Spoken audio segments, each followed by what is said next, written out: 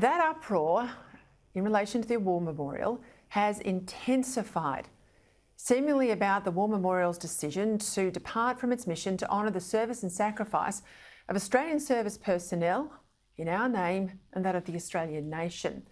Today, the National President of the RSL, the Chief Representative for all our ex-soldiers, retired Major General Greg Mellick, condemned the plan to have a much broader, deeper depiction of the so-called frontier wars at the memorial.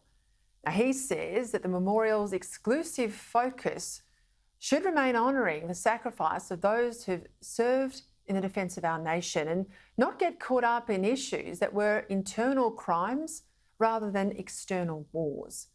Of course, there was occasional violence as settlement expanded, but as Mellick says, the memorial's not the place to deal with this, especially as none of the violence, which was by no means the whole story, of course, of Frontier Life Australia, that violence didn't involve Australian military units.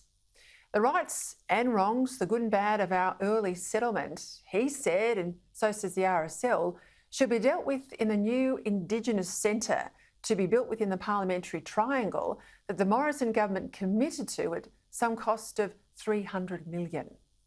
Now, this is where this belongs, said the RSL chief, in a museum commemorating Indigenous life at the time of settlement and beyond, rather than the hallowed halls of our nation's tribute to our war dead.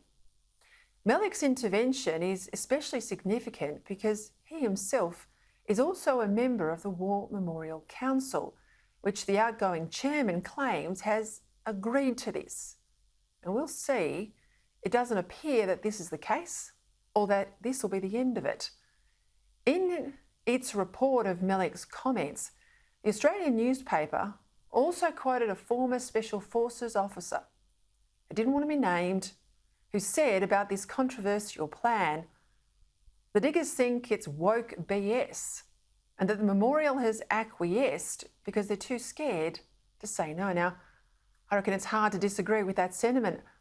I said on Monday, I regard the Australian War Memorial as the soul of our nation, as important to me and to I know so many of you as our parliament.